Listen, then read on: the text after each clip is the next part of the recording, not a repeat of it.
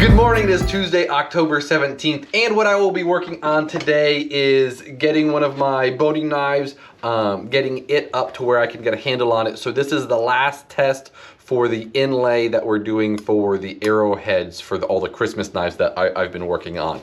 So basically, we came up with a new idea. I'll show you more of it when I get it, but getting this knife ready for that handle test. And as I do that, I'll grab two more paring knives and I will get those up and ready as well. And I have a little refurbishment for a saya I had made years ago.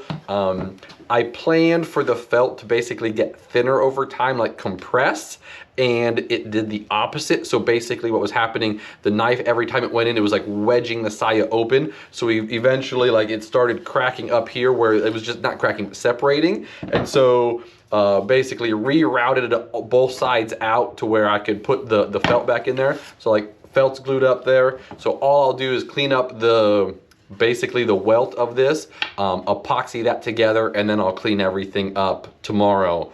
So I'll be working on that saya. Other than that, that's it for me for today. Here's Danny with what he's got going on. Hey everyone. Hope everyone had a great weekend. Thanks for tuning in. We have got some cool things going on. I am gonna check to see if my leather stack came in. I've got to get this kind of cleaned up and get going. And then I'm also gonna move on to my customs and order a piece of aluminum aluminum for the Buck 120. That's gonna be the focus. It is Tuesday, so it is gonna be industry sharpening day. But I don't know if you can kind of see here. I've got something really fun and interesting that I'll be working on in the next upcoming weeks and months. And so I'll just give you guys a little sneak peek. But this is gonna be a fun little project we'll be having coming up soon.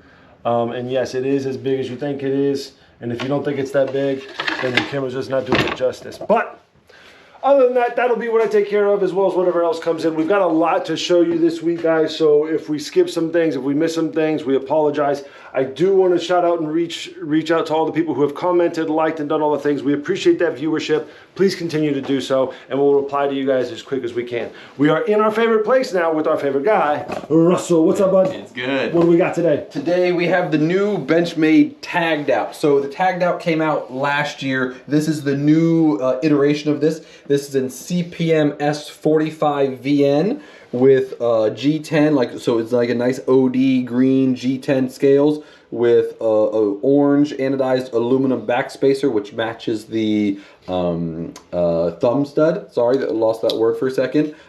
So access lock, so you can flip it open, you can flip it closed. Comes standard with a deep carry pocket clip. Yeah, so nice new knife to feature.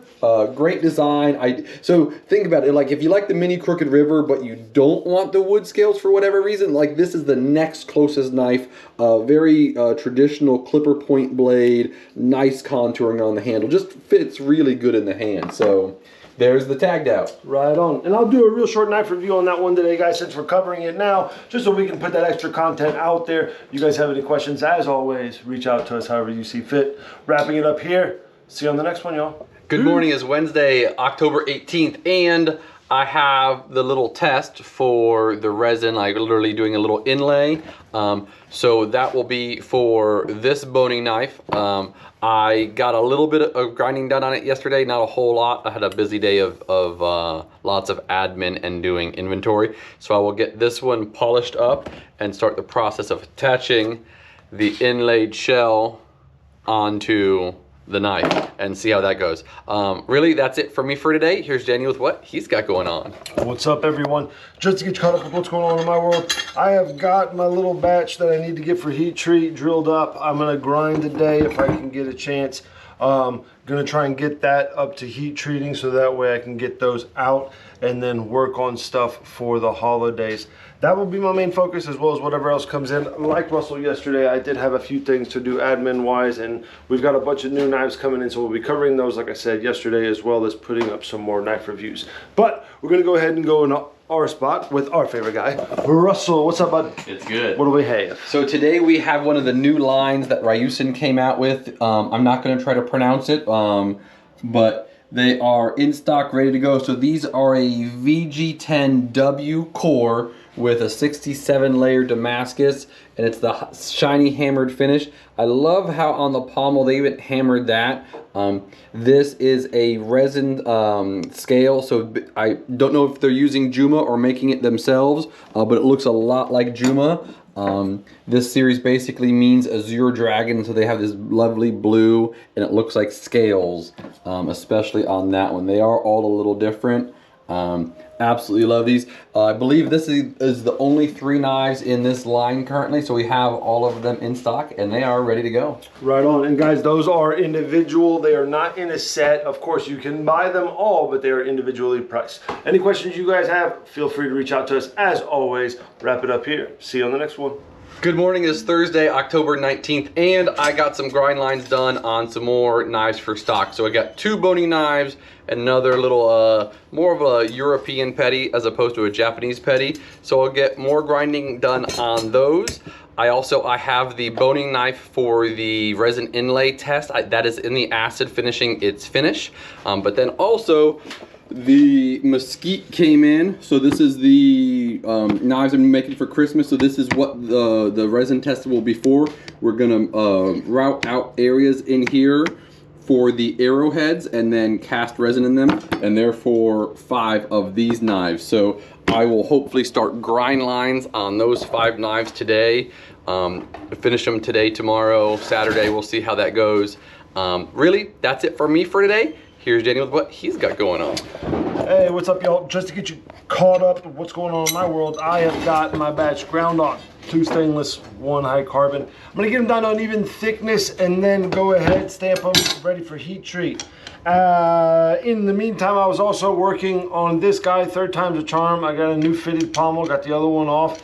And my objective is to get this on with no gaps. Hopefully this works. My leather stack handles came in, so I should be working on the K-bar. Give you guys some updates tomorrow. That will be the majority of my day, as well as whatever else comes in per usual. We are going to go in our favorite spot with our favorite guy, Russell. What's up, bud? It's good. What are we talking about today? Okay, today we are talking about a new line from Ryusa, and these are the Bonton Unryu Kais, and we have 2 different sushi-ikis. We've got the Kengata sushi-iki and the Kiritsuki. So the Kiritsuki refers to the cut on the front. So this one is more of that like chisel point. You could call it a tanto if you want, but what I love about this one, so this is all 63 layer Damascus with a VG10 core. This one, so the main differences are where the points are, honestly. But then the other difference is how much thinner this one is than the Kiritsuki. Obviously the Kiritsuki, it's 30 millimeters longer. It is a different Damascus pattern, which is also still lovely. Same VG10 core. And these handles are black Paca wood. This is a reconstituted stone, so it's a resin, basically faux stone. And then this is quince wood, or quince. I think it's pronounced quince. It's a fruit tree. And they use what they call the reborn octagonal handle, so it's tapered from this spot is the thickest. It's tapered forward and back. It's literally it's one of our favorite handles here in the shop. We have a lot of chefs who, when they get their knives redone, they ask us to do this to their handles. So yeah, absolutely beautiful. If you're in the market for a nice 50-50 slicer, these are a great addition to any kitchen. Right on. With that said, geometry-wise, the thicker one will go through a little bit more harder things, not every hard thing, while the thinner one's going to slice a little bit better. You're basically going, well, it's the same steel, shouldn't it? No, it's not going to be the same. All about geometry. The thicker knife will be a little bit more durable and go through harder things and be a little bit more hard use, but that's about it. The other one's going to slice really nice.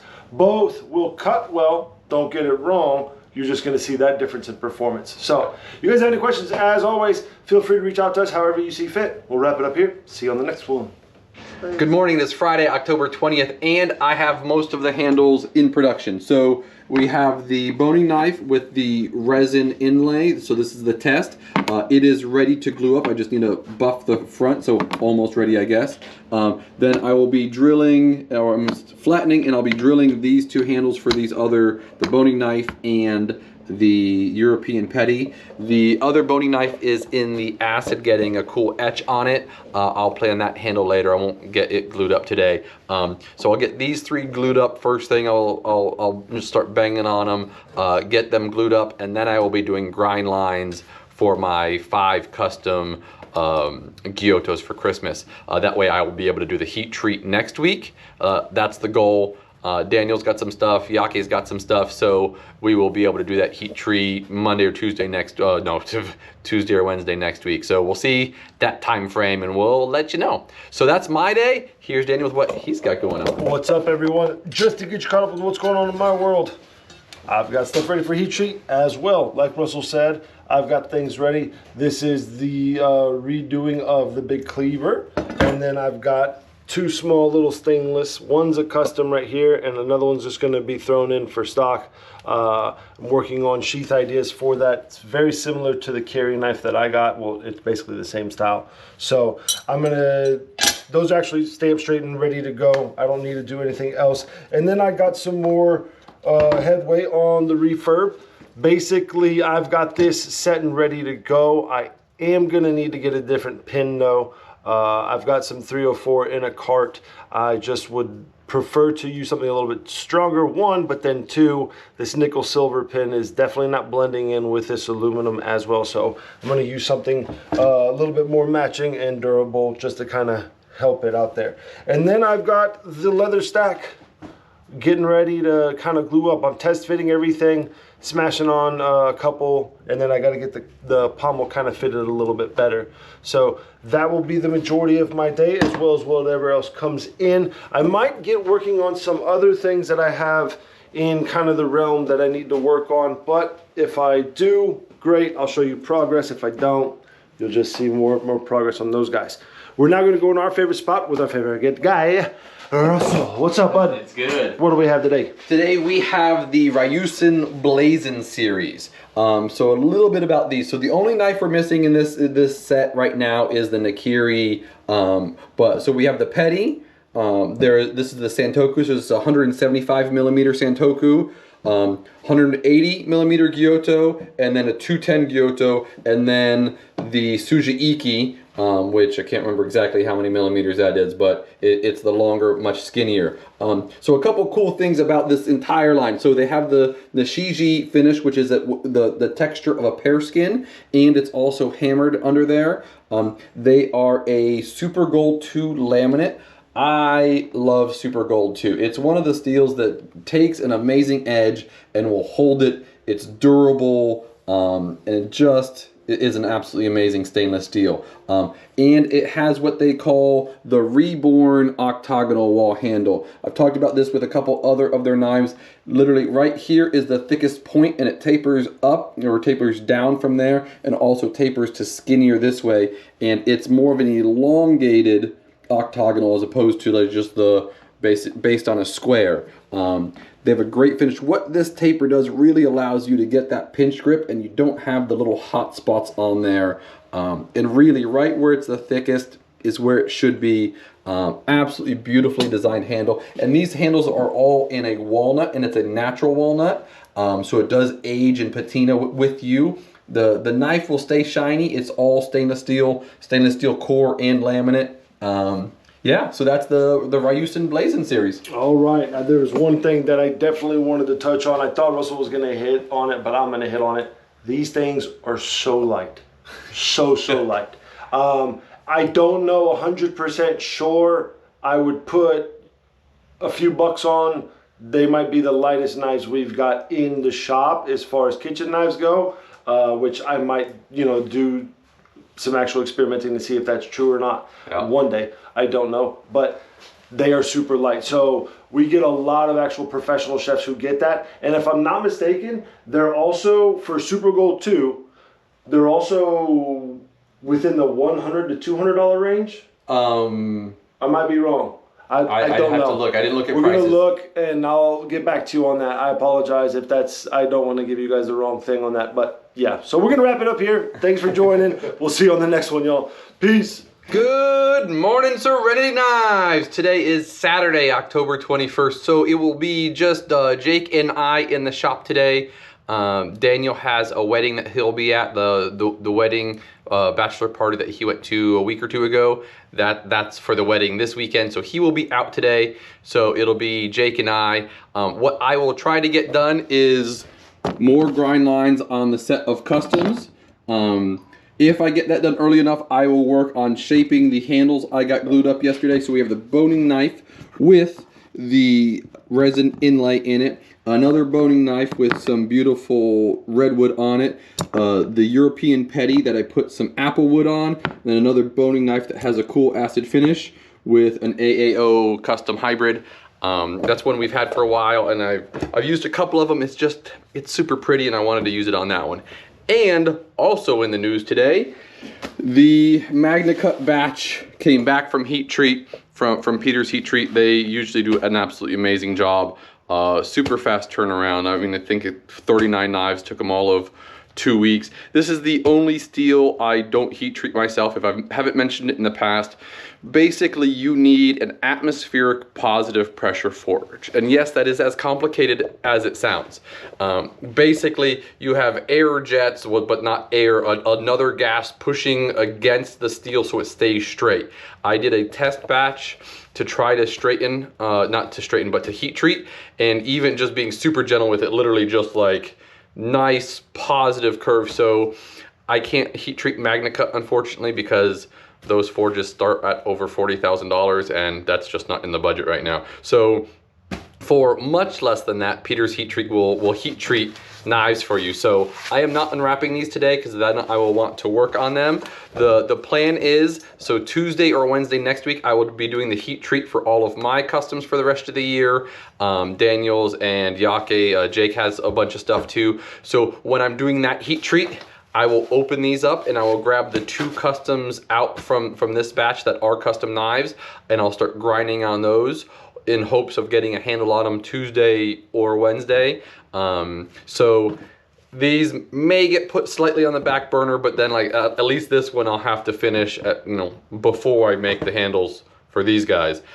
So just trying to get ahead. I don't like stress as it gets closer to the holiday season. So if I can get all my Christmas knives done before Thanksgiving, I would be super stoked, because less stress is much better. So lots of cool stuff happening in the shop today. So that's just a little taste of it.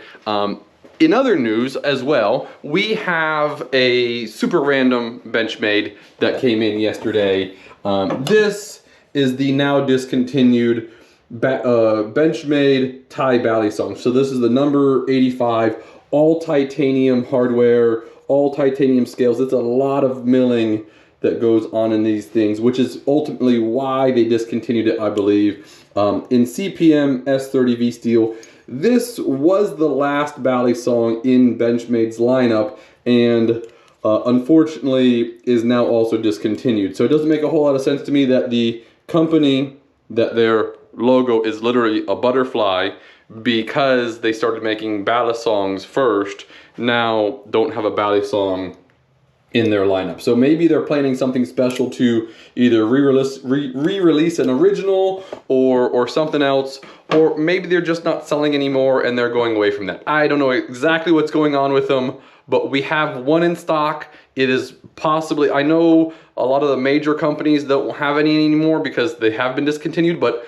we had an order in a long time ago for this one, and so they made it at least for us, because Benchmade is great about honoring orders even when they discontinue a knife. If you have an order filed with them, they'll still make it and send it to you. So this has been discontinued for about a year now, and we just got one in. So super cool. Not the only discontinued knife we have in Benchmade or in anything else, but it's just one of those cool things. And just to mention, if you haven't seen it, it is on our website, but it does also come with a MOLLE compatible nylon kind of expandable pouch that you could put it on a bag, or technically on a belt, I guess, but it would really makes more sense on a bag because it's MOLLE or vest, something like that. That's really it for me for today. Have a great weekend. We'll see you on Tuesday.